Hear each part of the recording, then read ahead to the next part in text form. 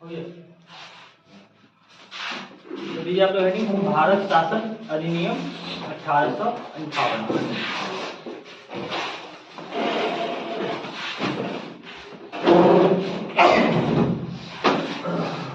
देखिए अभी तक हम लोग जो है जितने भी कानून देखे सबका अपना कोई कोई नाम है या महत्व है, और यानी जैसे नाम रखा जाता है उसका मतलब वैसे ही उसका कोई काम भी है।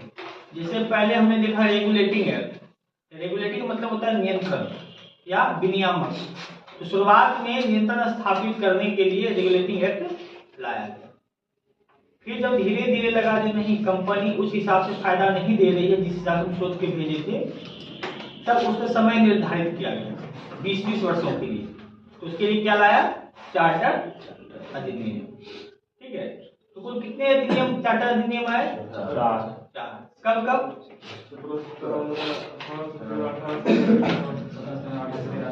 1793, 1813, 1833 और 1853। तो देखिए अगर आप चर्चा करते हैं तो सबसे पहले 1793 में अगर एक बात याद रखना है तो वो याद रखना है तो जितने भी ईस्ट इंडिया कंपनी के अधिकारी या कर्मचारी थे सबका वेतन कहाँ से मिलता था? भारतीय राजस्व। और ये कब तक चलेगा? 1919 तक। 1919 के बाद जो है तो जो भी अधिकारी होंगे ब्रिटिश अधिकारी होंगे उसका वेतन पेंशन कहाँ से मिलेगा? ब्रिटिश राजस्व से। इसके बाद 1813 में एक खास बात आया था जो कंपनी के व्यापारिक एकाधिकार को समाप्त किया गया। लेकिन दो चीज के साथ व्यापार पर भी उसका नियंत्रण था, चाय और चीनी के साथ। अभी बहुत से चाय और चीनी लोग लिख देता है, इंग्लिश में चीनी लिखा, चाइनीज लिखा, चाइनीज को चीनी लिखा जाता है। तो चीनी मतलब शुगर वाला चीनी नहीं है, वो चीनी में चाइना के साथ व्यापार पे उसका एकाधिकार था। इसके अलावा आप देखेंगे पहली बार शिक्षा का विकास भी 1813 में किया गया था, यानी 1 लाख रुपए प्रति वर्ष। ईसाई को मिशनरी को धर्म के प्रचार के लिए भी छूट दी गई। तो ये सब इंपॉर्टेंट पॉइंट जो आप एग्जाम में सीधे पूछा जाता है। इसके अलावा अगर आप देख रहे हैं तो 1833 में क्या आया? तो सबसे इंपॉर्टेंट पॉइंट जो कंपनी के एकाधिकार को पूरी तरह से समाप्त कर दिया गया, यानी आप चाय और चीन के साथ भी व्यापार पे उसका एकाधिकार नहीं है। उसके अलावा दास प्रथा की समाप्ति की बात की गई है नहीं। एक चौथा सदस्य जोड़ा गया, विधि सदस्य, जो कि अंशकालिक सदस्य था। अंशकालिक का मतलब वो बहस में भाग लेता लेकिन मत देने का अधिकार नहीं। अगला पॉइंट क्या था उसमें? जो अगर आपसे पूछा जाए सेंट हेलेना अधिनियम किस अधिनियम को कहा जाता है? 1833 के चार्टर अधिनियम। और सबसे बड़ी बात बंगाल का गवर्नर जनरल भारत का गवर्नर जनरल, ठीक है। और उसके बाद 1853 में चार्टर। और इसमें सबसे खास बात क्या थी? तो पहली बार विधान परिषद का गठन किया गया, ठीक है। अगर आपसे पूछा जाए संसद भवन का गठन कब हुआ है? संसद भवन जो बात हुई, विधान परिषद आगे चलकर क्या बनेगा? संसद भवन। तो उसमें क्या था? गवर्नर जनरल के कार्यों को बांट दिया गया। एक हो गया कार्यकारी कार्य, एक हो गया विधायी कार्य। कार्यकारी कार्य था उसमें 4 सदस्य हुआ करते थे, ठीक है। चौथा सदस्य होता विधि सदस्य। लेकिन 1853 में उसको भी मत देने का अधिकार दे दिया गया। सवाल पूछा जाता है मत देने का अधिकार कब दिया गया? तो 1853 में। और दूसरा था क्या? जो विधानमंडल बनाया गया जिसमें कितने सदस्य थे? 6 सदस्य। और निदेशक मंडल की संख्या जो है 24 से घटाकर के 18 कर दी। तो 1853 में जो सबसे खास बात है तो वह है विधानमंडल की स्थापना। और ये भी याद रखिएगा 1853 के अधिनियम में ही कहा गया था जो सिविल सेवा में जो भर्ती होगा वो किसके द्वारा होगा? प्रतियोगिता परीक्षा के द्वारा। अभी देखिए परसों जो एग्जाम हुआ है बिहार पीपीएससी एग्जाम हुआ है, उसमें आप देखिएगा जो नोट्स आपको पहले दिया पढ़ाया गया उसमें से 68 क्वेश्चन उस कंडीशन में है जब आप करंट और बिहार सब कुछ छोड़ दे। आप लोग जाकर क्वेश्चन देखिएगा और अपना नोट्स देखिएगा कितना उसमें मिला है। याद है सबसे सिंपल सवाल सब पूछा है। जैसे एक सवाल पूछ दिया गया था तो 1939 में जब ये अधिवेशन हुआ था कांग्रेस का, उसमें अध्यक्ष कौन बने थे? ऑप्शन पट्टाभी सीताराम मिया, सुभाष चंद्र बोस, राजेंद्र प्रसाद या मौलाना अबुल कलाम है। अध्यक्ष सुभाष चंद्र 39 में अध्यक्ष बना, लेकिन अध्यक्ष बन चुनाव जीता, लेकिन गांधी जी के कहने पे वो छोड़ दिया। तो अंतिम कौन बना था? राजेंद्र प्रसाद। तो सवाल आपको उस हिसाब से पूछ दिया जाएगा। जैसे यूपीआई का फुल फॉर्म पूछ दिया था, क्या था UPI full form? Unified payment interface. तो वो सब सिंपल आपके नोट्स में ही सब कुछ है। बिना करंट के, बिना बिहार स्पेशल के अगर आप 85 में से आपका 70 क्वेश्चन आ रहा है और अब करंट अफेयर भी शुरू होगा और आज इस क्लास के बाद बिहार स्पेशल का भी क्लास शुरू होगा, तो टोटल टारगेट जो रहेगा 120 क्वेश्चन का टारगेट आपकी क्लास में ऑफ चल जाएगा। अब बाकी 30 क्वेश्चन तो आप जान ही रहे हैं, कहीं से भी आ सकता है। सिलेक्शन कितना होता है? 90 के आसपास में। तो जितना अगर आपको नोट्स दिया जा रहा है अगर आप उतना भी पढ़ ले रहे हैं, हाँ करंट के लिए आप एक्स्ट्रा मदद आप ले सकते हैं, क्योंकि करंट की कोई सीमा नहीं है। अब देखिए, अब नाम बदल के क्या हो गया? भारत शासन अधिनियम 1858। और ठीक 5 साल बाद ही आ गया। तो आखिर ऐसा क्यों हुआ?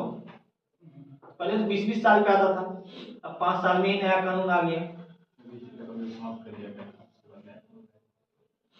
इस बीच में सबसे प्रमुख घटना हुई थी 1857 की क्रांति। 1857 की क्रांति हुई। अब इस क्रांति के बाद, क्योंकि इस क्रांति में भारत के लगभग हर वर्ग शामिल थे। राजा महाराजा शामिल थे, नवाब शामिल थे, किसान शामिल थे, व्यापारी शामिल थे, है नहीं? तो लगभग सैनिक शामिल थे। तो इसे भारत की प्रथम स्वतंत्रता संग्राम भी कहा जाता है। क्रांति शब्द इसको क्यों यूज किया गया? क्योंकि देखिए बार बार बोल रहे हैं आंदोलन और क्रांति में अंतर यह है, आंदोलन होता है किसी एक दो पॉइंट को लेकर के आपको आंदोलन होना है, लेकिन क्रांति क्या है? जो पूरे तरह से बदलाव कर देना अगर आप चाहते हैं, सिस्टम में ही बदलाव हो जाए, ठीक है? तो इसमें क्या हो गया? ऐसा बदलाव आया जो पूरा सिस्टम, यानी ब्रिटिश जो ईस्ट इंडिया कंपनियां राज करती थी वो ईस्ट इंडिया कंपनी ही समाप्त हो गई, है नहीं? और क्या क्या हुआ वो हम लोग इसमें देखेंगे। तो भारत शासन अधिनियम 1858 लाया गया। तो 1857 के विद्रोह के बाद जो ईस्ट इंडिया कंपनी होती थी उसको क्या कर दिया गया? समाप्त कर दिया गया। यानी जो व्यापार करने के लिए ईस्ट इंडिया कंपनी उसको समाप्त कर दिया गया और भारत का नियंत्रण सीधे किसके अंदर आ गया? ब्रिटिश क्राउन के अंदर। क्राउन यानी महारानी के अंदर। तब ऐसा हो गया जो भारत जो है क्या है? इंग्लैंड का एक प्रांत बन के रह गया। जैसे भारत में अभी बिहार है ना, उसी तरह। जैसे अगर पूछा जाए बिहार का राष्ट्रपति कौन है, हम लोगों का राष्ट्रपति कौन है? द्रौपदी मुर्मू। द्रौपदी मुर्मू। चाहे आप लोग बिहारी रहे, उड़ीसा के रहे, राष्ट्रपति देखिए। उसी तरह ब्रिटिश क्राउन का मतलब क्या है? उस समय अगर कहा जाए जो भारत का महारानी कौन, तो ब्रिटिश महारानी है कि नहीं? तो सच वाली बात, इस अधिनियम के द्वारा ईस्ट इंडिया कंपनी को समाप्त कर दिया गया और भारत पे सीधा नियंत्रण किसका हो गया? British crown. सोचिए पूरा सिस्टम ही बदल गया। अब सोचिए जो ईस्ट इंडिया कंपनी 1608 में भारत आई तो कब तक भारत में रही? 1858। कितने वर्ष तक ईस्ट इंडिया कंपनी का राज या ईस्ट इंडिया कंपनी भारत में कितने वर्षों तक रहा? लगभग एक्यूरेट 250 वर्ष हुआ है नहीं? लेकिन अगर पूछा जाए ईस्ट इंडिया कंपनी ने शासन करना कब से शुरू किया?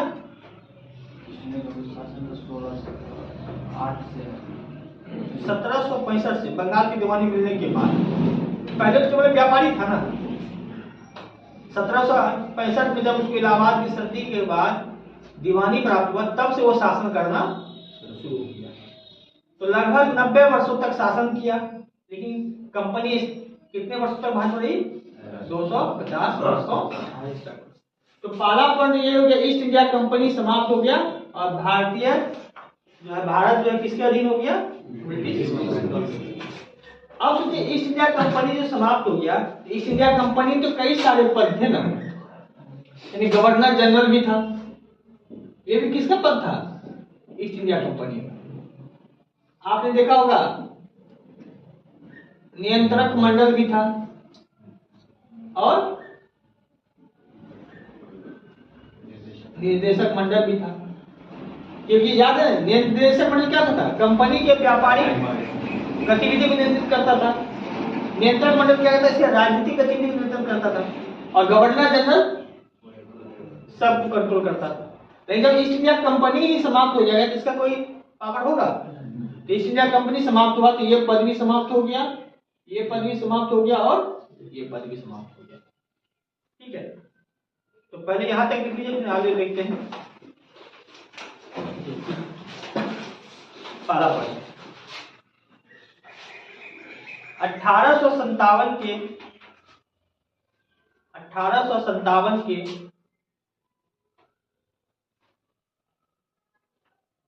क्रांति के बाद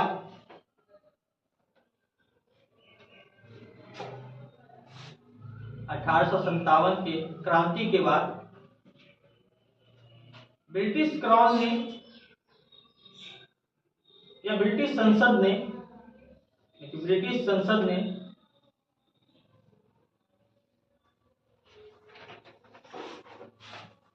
भारत में कई सारे परिवर्तन किए।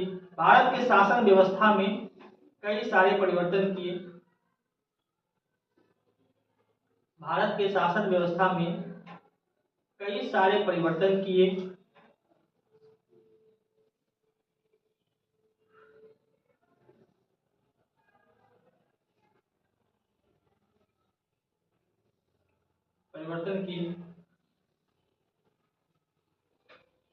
जो निम्नलिखित है।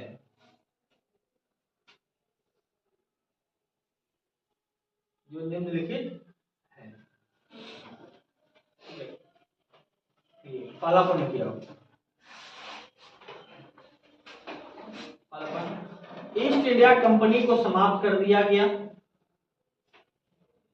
ईस्ट इंडिया कंपनी को समाप्त कर दिया गया।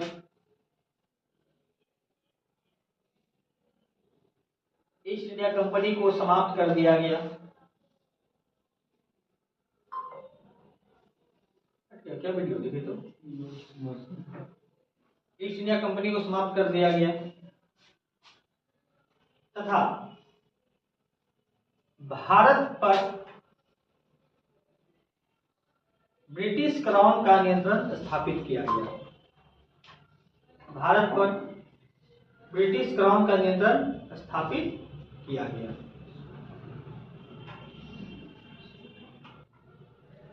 भारत पर ब्रिटिश क्राउन का नियंत्रण स्थापित किया गया।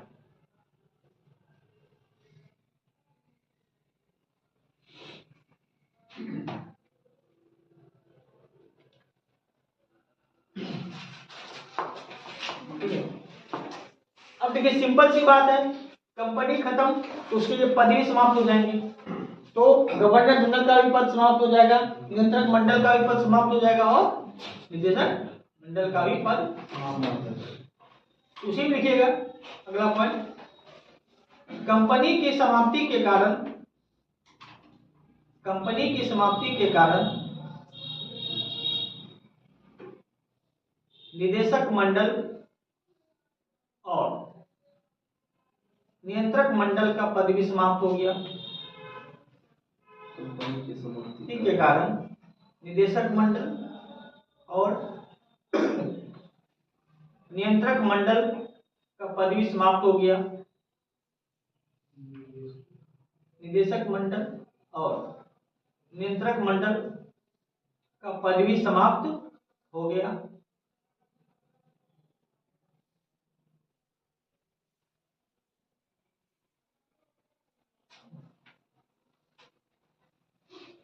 देखिए गवर्नर जनरल का पद तो समाप्त हो गया, यानी भारत का गवर्नर जनरल पद अब क्या कहा जाएगा? वाइसराय। यानी भारत का गवर्नर जनरल पद अब क्या हो जाएगा? वाइसराय। अब ये क्या है, गवर्नर जनरल जो था वो कंपनी का हेड था, ठीक है, लेकिन अब कंपनी समाप्त हो गया तो गवर्नर जनरल का कोई रोल है? तो अब उसको तो हटना पड़ेगा। लेकिन अभी भी तो भारत तो ब्रिटिश सरकार के अधीन ही है ना, तो यहाँ पे प्रशासन चलाने के लिए किसी को तो रखना पड़ेगा। तो उस पद को बनाया गया जिसका नाम था वाइसराय। यानी अब तो भारत के क्षेत्रों पे जो प्रशासन चलाएगा उस पद को क्या नाम दिया गया? और वायसराय कौन था? क्राउन का प्रतिनिधि। क्राउन का यानी वायसराय का मतलब क्राउन का प्रतिनिधि। अच्छा, इसका अर्थ क्या? प्रतिनिधि मतलब क्या होता है? आप लोग सुनते आते होंगे जो ये मुखिया प्रतिनिधि है, ये प्रतिनिधि है। प्रतिनिधि का अर्थ क्या होता है? इंग्लिश में बोलते हैं रिप्रेजेंटेटिव्स। इसका अर्थ क्या है? प्रतिनिधि संचालित, वो तो मैनेजर होगा, संचालित करना। उसके तरफ से भेजा जाता है कार्ड देने के लिए। अब देखिए, जैसे मान के चलिए अभी कोई फंक्शन हो और हमको कोई कार्ड दे दे विजय जी सेक्रेटरी के नाम से, तो आप भी आइए, लेकिन उस दिन हम बिजी हैं, तो हम क्या करेंगे? किसी व्यक्ति को अपने तरफ से वो कार्ड देकर दे देंगे, तो वो मेरा प्रतिनिधि बन के वहां जाएगा विजय जी एकेडमी के तरफ से। अब देखिए, जैसे आप लोग सुनते होंगे ये सांसद विधायक। अब सोचिए, इतना बड़ा देश है जहां की आबादी 150 करोड़ से ज्यादा है। चलिए, इसमें 18 वर्ष से कम उम्र के बच्चों को हटा देते हैं, तो फिर भी लगभग 100 करोड़ तो होगा ही, 100 करोड़ प्लस होगा। और आपको पता है संविधान में जनता का जो है शक्ति का स्रोत माना जाता है। तो क्या 100 करोड़ लोगों को बैठा के कहीं एक जगह मीटिंग हो सकता है? भारत में कोई ऐसा जगह है जहाँ पे 100 करोड़ को एक साथ बैठाया जा सके? अगर मान लीजिए बैठाने की व्यवस्था, चलिए क्या कहते हैं, थार मरुस्थल में बैठा दिए राजस्थान में, उसके बावजूद भी क्या अगर बोलने के लिए दिया जाए तो आपको अगर मान 1-1 मिनट भी बोलने दिया जाए, 100 करोड़ लोगों को कितना समय लगेगा? कई साल बीत जाएगा। तो हम लोग करते क्या है, इसको शॉर्ट करने के लिए क्या कर दिए हैं, 10 लाख लोगों पे एक आदमी भेज दिए। जैसे ये क्षेत्र है मधेपुरा लोकसभा क्षेत्र, तो मधेपुरा लोकसभा क्षेत्र से जो सांसद गया है, एमपी गया है, इसका मतलब है वो जो बोल रहे हैं संसद में, यानी हम लोग बोल रहे हैं, हमारी तरफ से वो बोल रहे हैं, तो ये 10 लाख लोगों का प्रतिनिधि वो है। वो जो बोलेंगे तो समझ लीजिए मधेपुरा लोकसभा क्षेत्र के सारे जनता वही बोल रहे हैं। तब इससे क्या होगा, जहां 150 करोड़ आबादी थी, अब वहां घट के आ गया कितना, 543। उसको बोलने का तरीका मौका तो मिल ही जाएगा ना। उसी तरह इतना बड़ा बिहार है जहां 10.5 करोड़ आबादी है। अब यहाँ विधानमंडल में इतना लोग कैसे बोलेगा? तो हम लोग यहाँ कर दिए क्या, एक एक विधायक कर दिए 5 लाख पे, एक विधायक लगभग 5 लाख लोगों का प्रतिनिधि करना। ठीक है, तो यही चीज राज्य माननीय मुखिया ही है, जिसे 5000 बिहार में 5000 लोगों पे मुखिया माना जाता है। अब मानिए कोई अधिकारी है या कोई नेता है या कोई मंत्री है, अगर मान लीजिए आपकी पंचायत से कोई पूछना चाहेगा तो हर व्यक्ति से थोड़ा पूछेगा, वो तो मुखिया से सीधे पूछ लेगा। मुखिया जो जवाब देगा मान लीजिए गाँव का ही जवाब है। तो प्रतिनिधि क्या होता है, जो भेजा जाता है अपनी तरफ से। उसी तरह यहाँ के ब्रिटिश क्राउन, वो तो महारानी है, उसके अंदर में सैकड़ों देश है। अब वो खुद कहाँ कहाँ जाए, तो अपने तरफ से एक वायसराय को यहाँ भेज दिया गया है, सारा काम ये देखेगा। ठीक है, तो ये देखने के बाद उसको रिपोर्ट करेगा। ठीक है, तो सीधा देखते हैं नेता एमपी सब जाते हैं, देख आते हैं चुनावी दिल्ली में बोलते हुए, देखिए हमने ये किया, हमने वो किया। क्यों कहते हैं? क्योंकि भाई हम जो जनता है, तो वो आपको जो भेजे हैं, तो आप हमको बताइएगा ना हम क्या क्या किए। तो जो देखते लोकसभा राज्यसभा का लाइव टेलीकास्ट होता है, इसका मतलब हम जनता है, तो हमें जानने का अधिकार है कि हम जिसको भेजे हैं संसद में वो हमारी तरफ से क्या बोल रहा है। पता चला हम जिस सांसद को भेजे हैं पूरा 5 साल बीत गया, वो 1 सेकंड भी नहीं बोला है, तो फिर क्या अगली बार चुना जाएगा? तो वो प्रतिनिधि होता है। इसी तरह वायसराय क्या था, ब्रिटिश क्राउन का प्रतिनिधि, यानी भारत का गवर्नर जनरल का पद समाप्त होकर के क्या बन गया, वायसराय का। और पहले वायसराय कौन होंगे, यानी भारत के पहले वायसराय कौन होंगे। तो अगला पॉइंट लिख लीजिए, भारत के गवर्नर जनरल, भारत के गवर्नर जनरल को, भारत के गवर्नर जनरल को वायसराय कहा जाने लगा। भारत के गवर्नर जनरल को वायसराय कहा जाने लगा।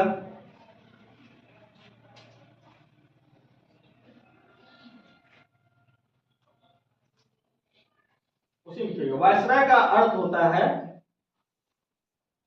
ब्रिटिश, अर्थ था वायसराय का अर्थ था ब्रिटिश क्राउन का प्रतिनिधि। वायसराय का अर्थ था ब्रिटिश क्राउन का प्रतिनिधि।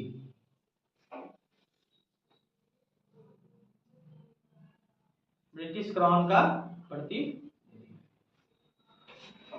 और नोट करके नीचे लीजिएगा, भारत का पहला वायसराय, भारत का पहला वायसराय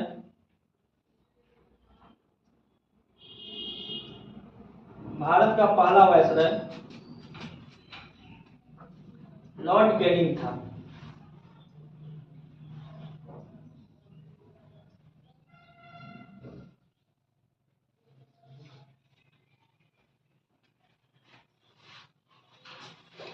ठीक है, अब देखिए, यानी वायसराय का पद आया असम से। अब देखिए नया पद बनाया गया, इसका नाम था भारत राज्य सचिव। यानी एक नया पद बनेगा भारत राज्य सचिव, और इसकी सहायता के लिए एक परिषद होगा जिसमें कितने सदस्य होंगे? 15 सदस्य। यानी भारत के प्रशासन के लिए एक नया पद बनेगा भारत राज्य सचिव, और इसकी सहायता के लिए एक परिषद का गठन किया जाएगा जिसमें कितने सदस्य होंगे? 15। तो अब देखिए कैसा संरचना बन गया। सबसे ऊपर होगा कौन?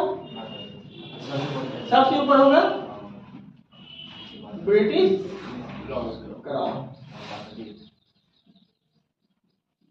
उसके नीचे होगा भारत राज्य सचिव, और उसके नीचे वायसराय। अब इसे समझिए, अब भारत की सबसे सोचिए, भारत का सबसे हेड कौन? राष्ट्रपति। अब क्या, जैसे बिहार राज्य के लिए, बिहार राज्य का हेड कौन? राज्यपाल।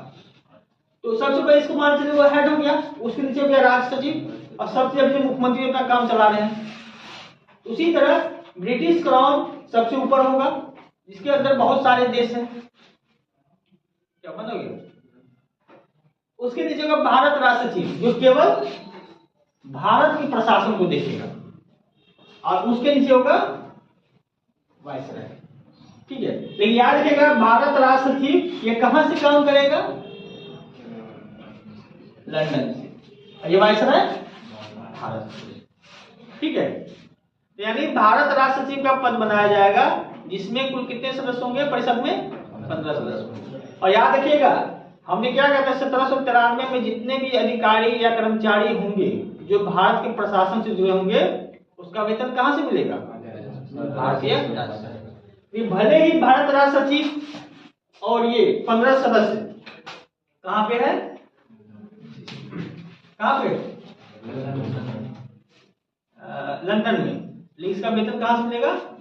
भारतीय राजस्व से। क्लियर है? तो देखिए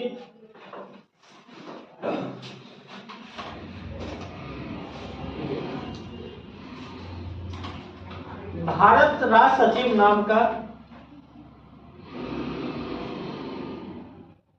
भारत राज्य सचिव नाम का एक नया पद बनाया गया। भारत राज्य सचिव नाम का एक नया पद बनाया गया,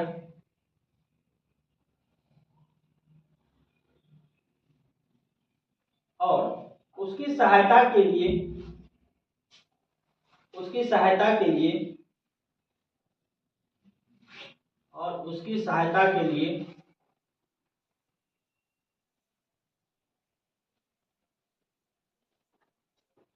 एक परिषद का गठन किया गया। उसकी सहायता के लिए एक परिषद का गठन किया गया जिसमें कुल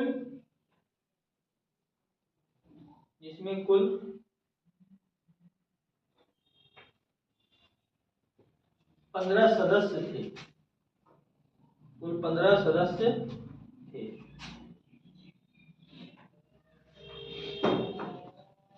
ठीक है, लिखिए इसी में भारत राज्य सचिव एवं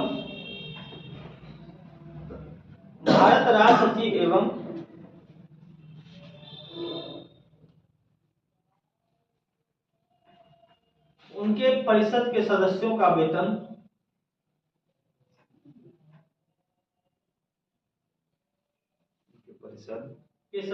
वेतन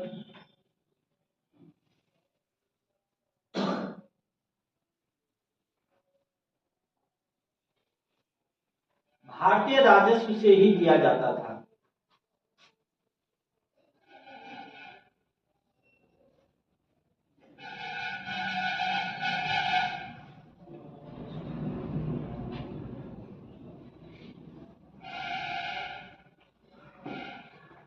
लेकिन इनका मुख्यालय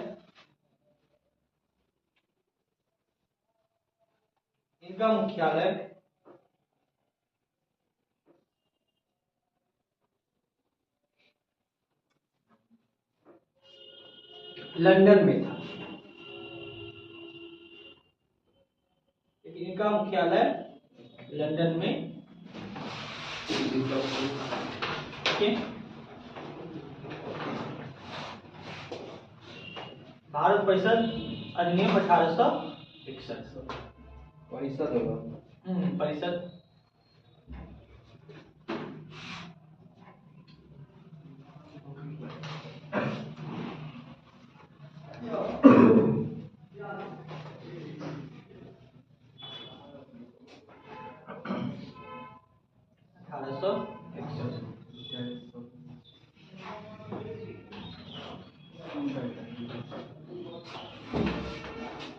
देखिए इधर जाएंगे आप लोग। ये आप लोग को पता है 1853 में जो अधिनियम आया था चार्टर एक्ट, उसमें क्या किया गया था? गवर्नर जनरल का जो कार्य था उसको दो भागों में बांट दिया गया था। एक क्या होता था? कार्यकारी परिषद, और एक और होता था विधान मंडल। अब इसके ऊपर कौन हो जाता था? यानी वायसराय के अंदर में दो भाग होते थे, एक होता था कार्यकारी परिषद और एक होता था विधान मंडल। याद है ये कब हुआ था? 1853 में। क्लियर है ना ये चीज? तो कार्यकारी परिषद में कितने सदस्य थे? 4। अब 4 से बढ़ा के कितने हो जाएगा? 5। यानी कार्यकारी परिषद में 4 से बढ़ा के कितना कर दिया जाएगा? 5। ठीक है, याद है ये वही 5वां व्यक्ति होगा जेम्स विल्सन जो बजट पेश किया था भारत का पहली बार। और इसमें विधानमंडल में कितने सदस्य होते थे? 6। लेकिन अब क्या करेगा इसमें? 6 यानी न्यूनतम कितनी संख्या होंगे? 6 और अधिकतम 12। अब एक कार्यकारी परिषद के सदस्यों की संख्या कितनी हो जाएगी? 4 से बढ़ के 5। और विधानमंडल में 6 से लेकर के 12 तक। ठीक है, अब से क्लियर है ये चीज? विधानमंडल में संख्या बढ़ रही है और पहली बार विधानमंडल में सदस्यों को जो होगा इसके अतिरिक्त वायसराय जो है किसी को भी मनोनीत कर सकते हैं। यानी पहली बार मनोनीत सदस्य की भी चर्चा कब की गई है? 1861। मनोनीत मतलब क्या होता है? अच्छा, मनोनीत और चयनित में क्या अंतर है?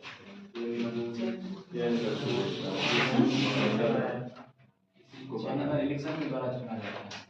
मनोनीत सिंपल क्या होता है? चयनित होता है जैसे मान के चलिए अगर कहा जाए सहरसा से एक व्यक्ति को चयन किया जाए किसके लिए? बिहार विधान सभा के लिए। तो अगर चयनित शब्द हो रहा है तो लोग खड़े होंगे, उसमें वोटिंग होगा। और जो ज्यादा वोट प्राप्त करेगा वो जाकर के सहरसा की तरफ से विधानमंडल में जाएगा, उसको कहते हैं चयन।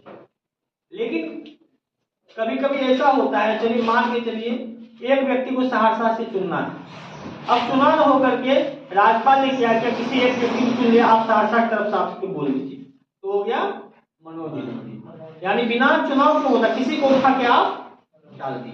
जैसे मान के चलिए अभी हम यही कहते हैं, इस कोचिंग क्लासेस में एक हमको मॉनिटर चाहिए, बच्चों मॉनिटर सोचते थे ना, तो अब मान लीजिए मॉनिटर के दो लोग खड़ा हो गया, चलिए आगे ये दोनों खड़े हो गए, तो हम वोटिंग करवा दिए, कौन इसके पक्ष में है कौन इसके पक्ष में है, जिसको ज्यादा वोट मिला तो हो गया मॉनिटर।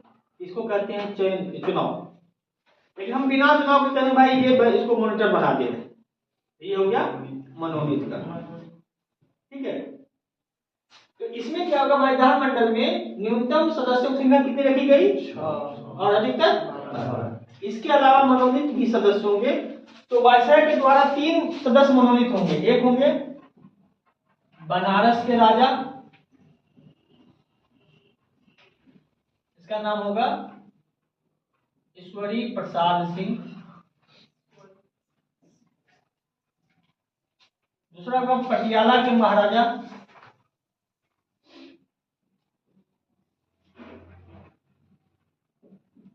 महेंद्र सिंह, और एक ये राजा के नहीं है, एक व्यक्ति होंगे सर दिनकर राव। वायसराय 3 लोगों को चुनेगी, मनोनीत करेगी, किसके लिए, विधान मंडल के लिए। अभी होता है कि नहीं, संसद में कितने लोगों का मनोनीत राष्ट्रपति करते हैं, कितने का, 12। और विधानमंडल में कितने करते हैं, अब वो तो हट गया ना, तो अब वो सिस्टम हट गया, तो अभी भी क्या है, संसद में 12 मनोनीत करते हैं। तो मनोनीत शब्द का प्रयोग हुआ, यानी मनोनीत के द्वारा जो चुना गया था, पहली बार कब, 1861 के अधिनियम के द्वारा। और जो 3 लोग चुने गए थे, बनारस के राजा, पटियाला के महाराजा और सर दिनकर। तो पहला पॉइंट यही है, कार्यकारी परिषद में सदस्यों की संख्या 4 से बढ़ाकर 6 कर दी गई, और विधानमंडल में न्यूनतम सदस्यों की संख्या 6 और अधिकतम 12 कर दी। और मनोनीत के द्वारा भी चुनाव की प्रक्रिया इसमें शुरू की गई, जिसमें 3 थे, बनारस के राजा, पटियाला के महाराजा और सर दिनकर। तो लिखिए पहले इसमें पहला पॉइंट करके लिखिएगा सीधे, वायसराय के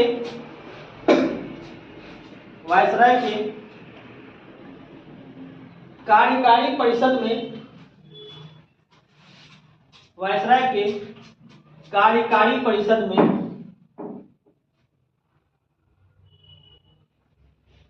सदस्यों की संख्या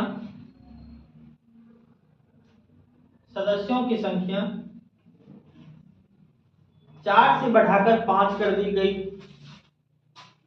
4 से बढ़ाकर 5 कर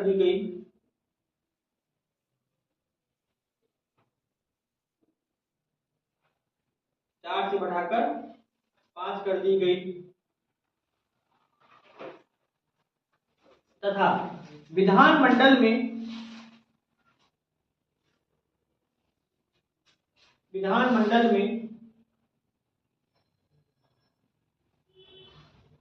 न्यूनतम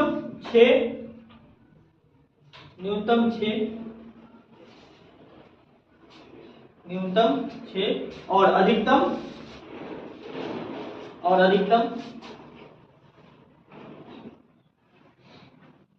12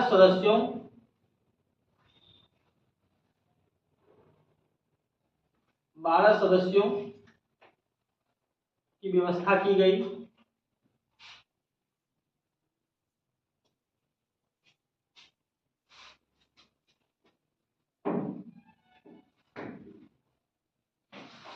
इसके अलावा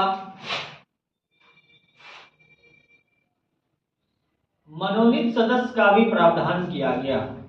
इसके अलावा मनोनीत सदस्यों का भी प्रावधान किया गया।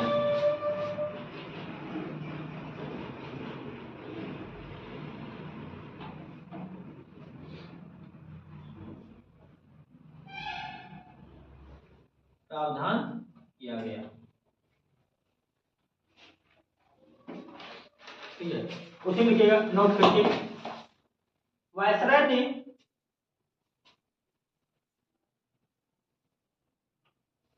ने बनारस के राजा ईश्वरी प्रसाद सिंह,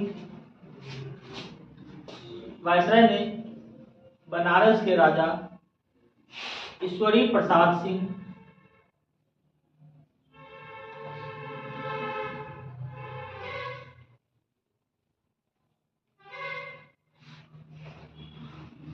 पटियाला के महाराजा महेंद्र सिंह, पटियाला के महाराजा महेंद्र सिंह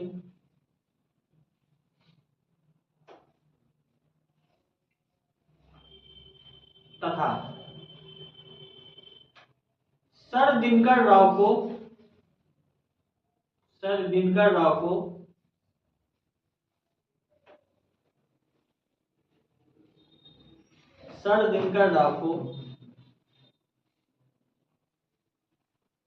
विधानमंडल में मनोनीत किया। विधानमंडल में मनोनीत किया।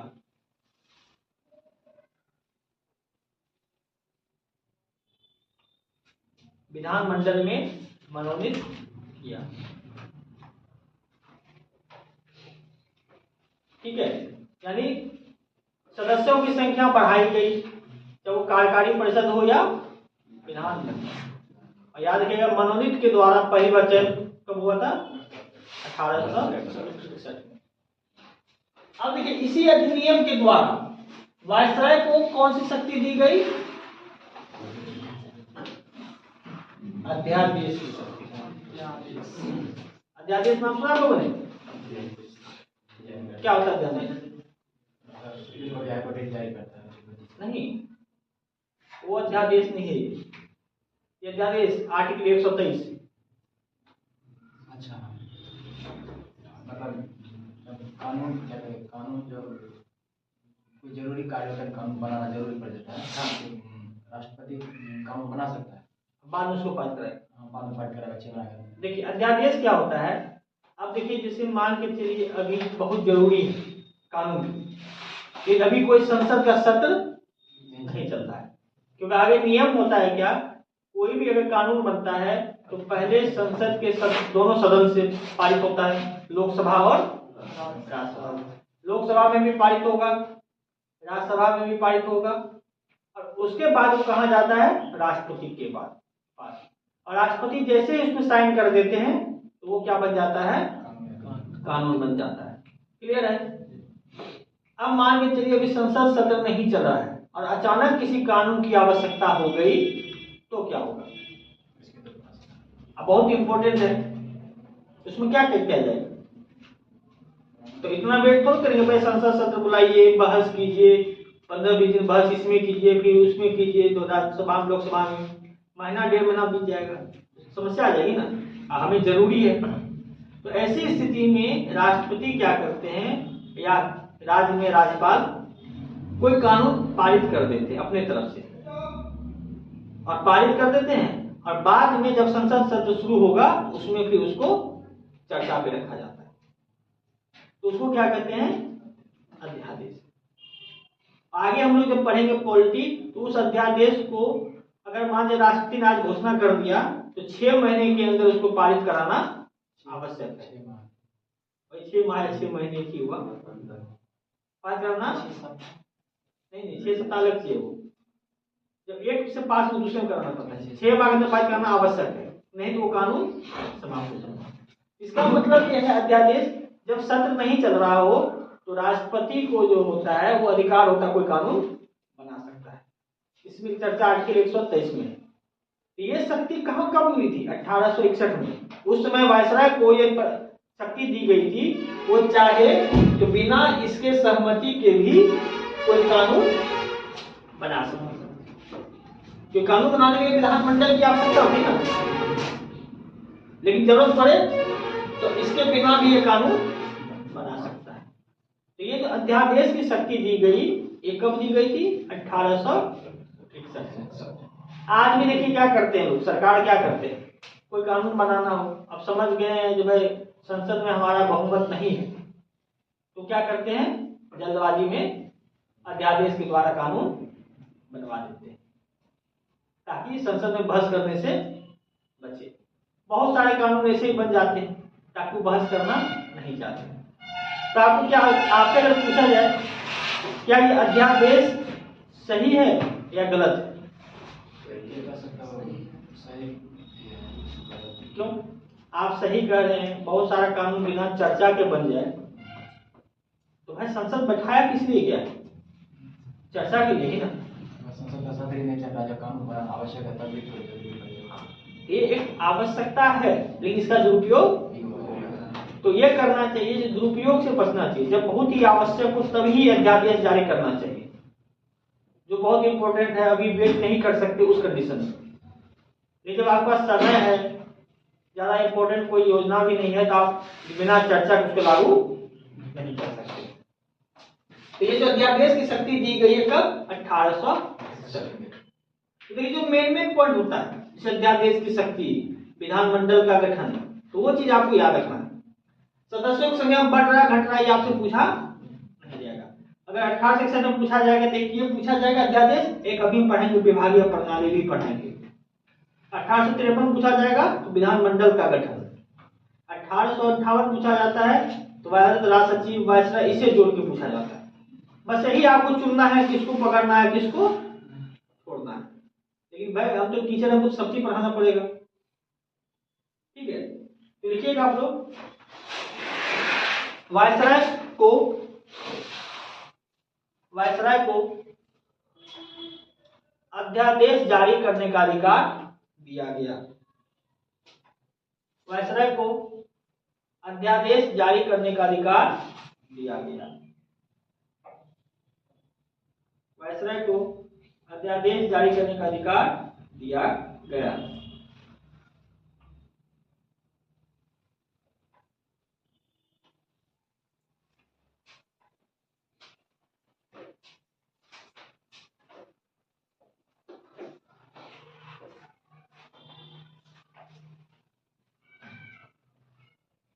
ठीक है। अब देखिए, हाँ सबसे इंपॉर्टेंट पॉइंट जिसके लिए जाना जाता है वो है विभागीय प्रणाली। पहले लिख लीजिए फिर समझाते हैं। अगला पॉइंट लिखिएगा, इस अधिनियम के द्वारा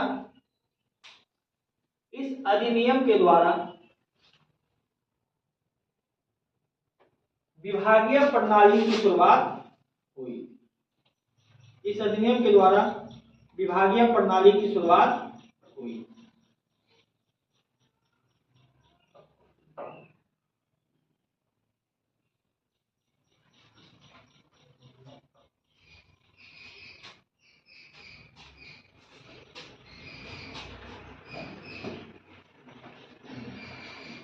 अब विभागीय प्रणाली क्या होता है, जिसको इंग्लिश में लोग कहते हैं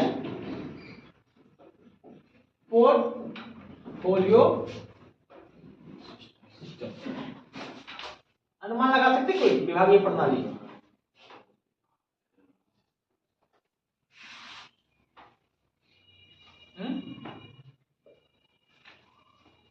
देखिए, अच्छा अभी बिहार के कृषि मंत्री कौन है?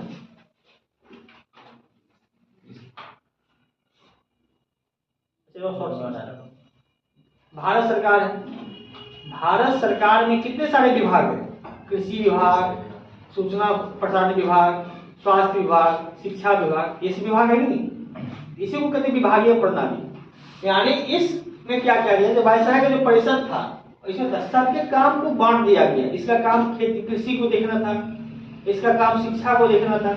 ये जो कामों को बांटा जाता है, सरकार के कार्यों को बांटा जाता है विभाग में, उसे कहते हैं विभागीय प्रणाली। जैसे बिहार सरकार है, बिहार सरकार में कितने सारे विभाग है? शिक्षा विभाग है, कृषि विभाग है, स्वास्थ्य विभाग है, फिर खेल विभाग है, उसके बाद गन्ना विभाग है, गृह विभाग है। ये जो मंत्रालय और देख रहे हैं, इसकी शुरुआत भी कब से हुई थी? 1861 के अधिनियम। इससे पहले क्या हुआ था? यही सब मिलकर सारा काम करते थे, तो किसी के पास कोई स्पेशलिस्ट नहीं था। आप देखिए, जैसे मान के चलिए अभी हम कोचिंग जैसे मान इसको बड़ा कर दें, इसमें विभाग बढ़ देंगे, किसी का काम कर रहा है, आप अकाउंट्स का विभाग देखिए, आप मैनेजमेंट का विभाग देखिए, आप क्लास में शांति बनाए रखने वाला डिपार्टमेंट को देखिए, है नहीं? तो ये विभाग बांटा हुआ है मैनेजमेंट के लिए। अब केंद्र सरकार में राष्ट्र कई सारे मंत्रालय हैं, ये सब क्या है? विभाग हुआ ना, जिसका अपना स्पेशल कार्य है। कृषि विभाग का खेती, कृषि से जुड़ा हुआ काम देखेगा, स्वास्थ्य विभाग का स्वास्थ्य से जुड़ा हुआ काम देखेगा। तो ये जो विभाग में बंटवारा हुआ था पहली बार, वो कब हुआ था? 1861। याद रखिए 1861 दो चीज के लिए जाना जाता है, एक विभागीय प्रणाली और एक अध्यादेश के लिए। ये दो चीज आपके दिमाग में सेट होना चाहिए। बाकी सदस्यों की संख्या बढ़ रही है घट रही है ये नहीं भी याद करिएगा तो चलेगा। जिसे शॉर्ट में शुरू से देख लीजिए, 1773 का जो था वो किस लिए जाना जाता है? क्योंकि पहली बार नियंत्रण स्थापित किया गया, वो इसलिए सुप्रीम कोर्ट के लिए भी जाना जाता है। फिर उसके बाद जो है 1813 एकाधिकार समाप्त हुआ, उसके लिए जाना जाता है। शिक्षा का विकास हुआ, उसके लिए जाना जाता है। ईसाई धर्म का प्रचार, उसके लिए जाना जाता है। 33 पूरी तरह से एकाधिकार समाप्त हो गया, और फिर बंगाल का गवर्नर जनरल भारत का गवर्नर जनरल बन गया, ठीक है। और 1858 ईस्ट इंडिया कंपनी ही समाप्त हो गया। 1853 इसलिए जो विधानमंडल की स्थापना की गई। तो ये मेन पॉइंट आपको याद रखना है, ठीक है। पढ़ते समय पूरा पढ़िए, अंतिम समय जो रिवीजन करते हैं तो मेन पॉइंट पे फोकस कीजिए। विभागीय प्रणाली 1861, फिर अध्यादेश 1861, ऐसे करके शॉर्ट में 1 सेकंड में आपको याद आना चाहिए। रिवीजन करने कितना समय? 5 मिनट में आपको पूरा संवैधानिक विकास रिवीजन हो जाना चाहिए। जैसे यही है, कर लीजिए 1861 यानी अध्यादेश और विभागीय प्रणाली, काम खत्म। 1858 क्राउन का अधिपत्य आया, ईस्ट इंडिया कंपनी समाप्त हो गया, वायसराय नया पद बना, भारत राष्ट्रपति नया पद बना, एक चीज खत्म। यानी 1 मिनट में आपको पूरा चीज समाप्त हो जाना चाहिए, लेकिन इसके लिए आपको पूरे तरह से तैयार करना पड़ेगा। बस 1 मिनट रिवीजन करने के लिए आपको पहले 2 बार 3 बार डिटेल में पढ़ना पड़ेगा, ताकि ये पता चले किसको याद है किसको याद नहीं है। जब मैं क्रिकेट आप लोग खेलते हैं ना, क्रिकेट की चर्चा हम इसलिए कर रहे हैं, अब मान लीजिए आप उतर गए, पाला को नई बाजी बैट पकड़ा है और स्कूप शॉट खेलना शुरू कर दिए, तो मुंह का नहीं तोड़वाएगा ना। स्कूप शॉट कौन खेलता है? जिसको पहले बहुत अनुभव, बहुत प्रैक्टिस कर लिया, तब आता है। तब आप कभी फ्लिप कीजिए, कभी स्कूप शॉट मारिए, कभी कीपर को ऊपर से मारिए। अब पहली बार उतर गए, आप सोच रहे हैं हम मार देंगे कीपर के ऊपर से 6 रन, असंभव है ना। आप पहली बार बैट पकड़ रहे हैं, आप सोचिएगा हम पूरा फ्लिप करके 6 मार दे, स्टेट में 6 मार दे, गलती से लग भी जाएगा। एग्जाम में भी गलती से 8 मान के टिक मार के सही हो जाता है, ये कितना जितना टिक मारिएगा उससे ज्यादा आपका गलत हो जाएगा, ताकि तो निगेटिव मार्किंग भी है ना। तो बस 2-3 बार आपको केवल रिवीजन करना है, अपने आप आपको समझ में आ जाएगा क्या पढ़ना है क्या नहीं पढ़ना है।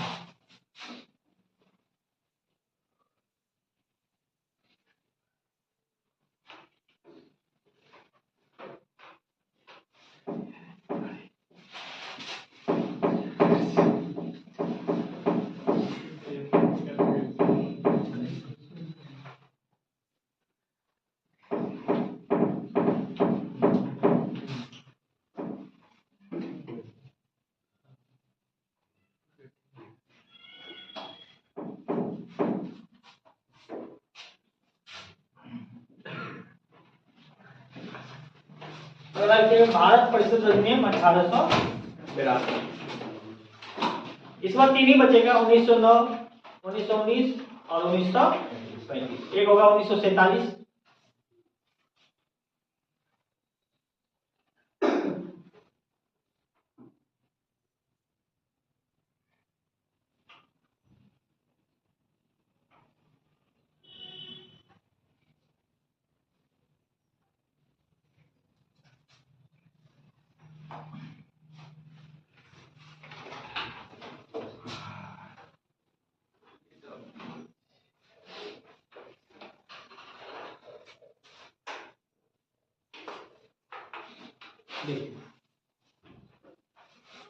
सबसे पहले तो वही है, विधानमंडल में न्यूनतम कितने सीट होते थे सदस्य?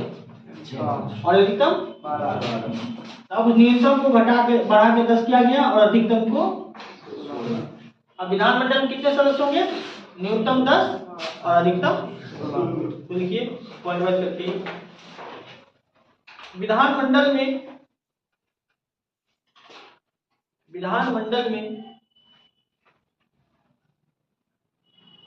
न्यूनतम 16 सदस्य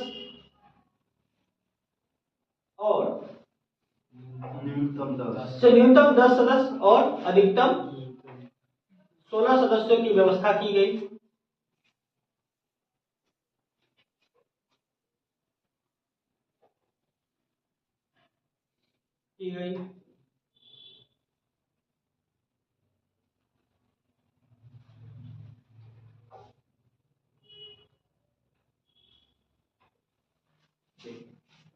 अब आइए, अब ये क्यों प्रसिद्ध है? अब देखिए इसमें क्या है, पहली बार जो है भारतीय सदस्य को किसमें प्रश्न पूछने का अधिकार दिया गया? इससे पहले क्या होता था? बजट पेश होता था लेकिन भारतीय सदस्यों को उसको पूछने का कोई अधिकार नहीं होता। तो पहली बार बजट पर चर्चा करने का अधिकार, प्रश्न पूछने का अधिकार कब दिया गया? लेकिन इसमें खास बात है, जैसे मान चलिए हम वायसराय हैं और आप भारतीय सदस्य हैं, हमने आपको अधिकार दे दिया जो आप हमसे प्रश्न कर सकते हैं, लेकिन हमको ये अधिकार है हम आपका प्रश्न जवाब दे भी सकते हैं और नहीं भी दे सकते। तो क्या फायदा? कोई फायदा हुआ? कितना देखिए ठगने का काम किया। आपने कह दिया भाई आप जो है सवाल हमसे पूछ सकते हैं, लेकिन हम जवाब देने के लिए बाध्य नहीं है। तो क्या आपको फायदा है? हाँ, आप इससे क्या हो गया? अगर आप पूछिए सर बजट कैसा लगा, हमने बजट अच्छा है, ये आपके लिए काम का है, लेकिन आप उसमें पूरक सवाल नहीं पूछ सकते। पूरक सवाल को समझते क्या होता है? पूरक सवाल पूरक सवाल नहीं पूछ सकते हैं। पहले एक तो आप केवल क्या है, आपको बजट पे चर्चा करने का अधिकार दिया है, लेकिन उस चर्चा का या प्रश्न पूछने का जवाब देने के लिए वायसराय बाध्य नहीं है। अगर वायसराय नहीं चाहेगा हम जवाब दें तो आप उसे जबरदस्ती जवाब नहीं दे सकते। और आप पूरक सवाल भी नहीं पूछ सकते। पूरक सवाल मतलब देखिए, जैसे मान क्रॉस क्वेश्चन समझते हैं इंग्लिश में, क्रॉस क्वेश्चन। जैसे मान लीजिए हमने आपसे पूछा जो भाई कल आप क्लास क्यों नहीं आए, आपने कहा सर ये व्यवस्था है, मतलब कल मेरा जो है हम घर पे से कोई काम था, यहाँ तक सिंपल सवाल हो गया। हम फिर से क्या काम था वो बताइए, तब सर तबीयत खराब हो गया। हमने भाई तबीयत खराब हो गया, कोई गवाह है, यानी सवाल पे जो सवाल पूछा जाता है उसको क्या कहते हैं? सवाल। जैसे आपने कहा हमसे एक सवाल पूछा जो सर अगला बैच कब से शुरू होगा, तो ये होगा एक सवाल। तो हमने बोला भाई 5 जनवरी से होगा। फिर आपने कहा सर किस विषय से शुरू कीजिएगा, तो ये हो गया पूरक सवाल। जवाब हम दे दिए, उसके बाद भी आप सवाल कर रहे हैं, यानी उसको और बढ़ा के डिटेल जानना चाहते हैं, उसको कहते हैं पूरक सवाल। जैसे अभी है ना, जैसे विधानमंडल कहीं भी जाइएगा लोकसभा में, तो जैसे मान कोई मंत्री है, मंत्री से आम जो एमपी है जो सरकार में नहीं है वो सवाल करते हैं, संतुष्ट नहीं होते तो फिर सवाल करते हैं, है कि नहीं? जैसे अभी आप लोग कहते हैं ना, कहते सर हमको बीपीएससी में एसडीएम बनना है, हमने आप पढ़िए, फिर सर और क्या क्या पढ़े, क्वेश्चन पे क्वेश्चन आगे जा रहे हैं, उसको कहते हैं पूरक सवाल। यहाँ पर एक बार पूछिए कि सर बजट जब बना है इससे क्या फायदा है, हम बता दिए, मेरा मन किया तो हम बताए, और नहीं मन किया तो आप दोबारा सवाल नहीं कर सकते। हाँ, ये पूरक सवाल पूछने का अधिकार कब होगा? 1909 में। यानी यहाँ पे केवल आप प्रश्न पूछने का अधिकार दिया गया है, लेकिन वायसराय बाध्य नहीं है इसको जवाब देने के लिए। ठीक है, तो लिखिए बजट पर सवाल करने के लिए अधिकार दिया गया। बजट पर सवाल करने के लिए अधिकार दिया गया।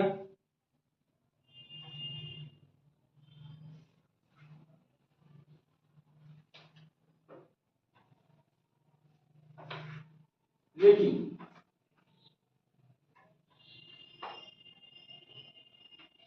पूरक सवाल पूछने का अधिकार नहीं दिया गया। पूरक सवाल पूछने का अधिकार नहीं दिया गया।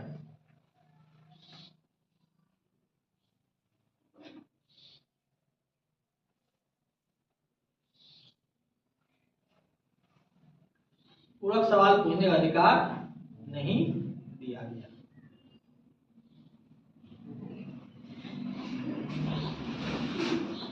तो देखिए इसमें इंपोर्टेंट क्या पॉइंट हो गया, बजट पर कम से कम पूछने का अधिकार तो दिया, कुछ तो है, अब जवाब देना नहीं देना उसकी बात है, लेकिन पूछने का अधिकार दिया। हाँ, अब देखिए इसमें पहली बार अप्रत्यक्ष चुनाव की बात की जाएगी, यानी पूछा जाता है चुनाव की चर्चा पहली बार कब हुई है, 1893। लेकिन कौन सा चुनाव, अप्रत्यक्ष। याद रखिएगा इस पूरे परिसर में कभी चुनाव शब्द का प्रयोग नहीं हुआ है, तो फिर कहिएगा सर ये अप्रत्यक्ष चुनाव क्यों बोल रहे हैं।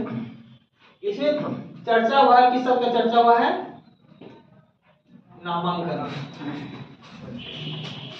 यानी देखिए क्या होगा, इसमें कहा गया जो विधानमंडल है इसमें जो सरकारी सदस्य गैर सरकारी सदस्य चुने जाएंगे, ठीक है, चुने अगर जाएंगे तो उसका पहले क्या होगा, नामांकन होगा। और नामांकन कौन करेगा उसका, यानी किसके सिफारिश से नामांकन होगा, वो होगा नगर पालिका, जिला बोर्ड,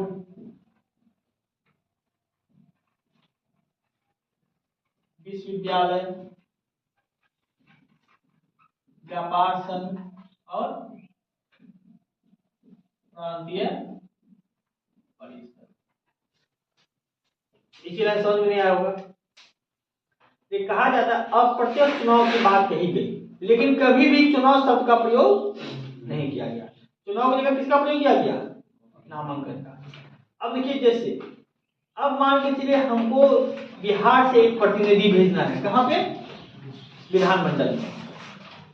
उस प्रतिनिधि के लिए नामांकन के लिए सिफारिश कौन करेगा, प्रांतीय परिषद, नगर पालिका, जिला बोर्ड विश्वास में हम लोग जिला परिषद कहते हैं, विश्वविद्यालय और व्यापार संघ, ये सब मिल करके कोई नाम सजेस्ट करते हैं, 2-3 नाम, और उसमें से चुनाव जाता है।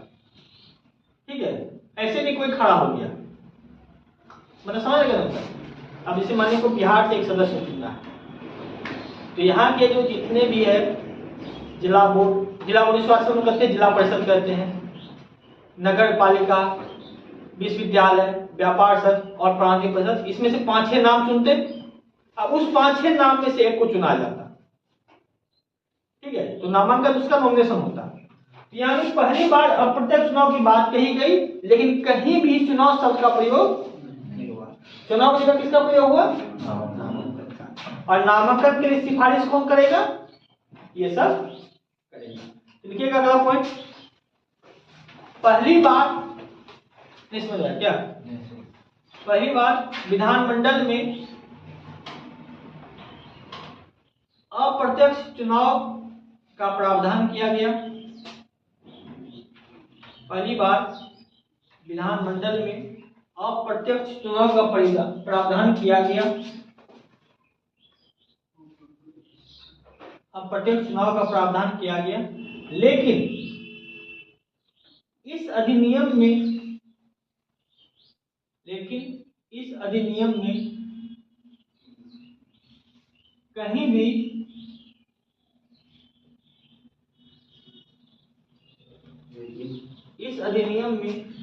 कहीं भी चुनाव शब्द का प्रयोग नहीं किया गया। कहीं भी चुनाव शब्द का प्रयोग नहीं किया गया।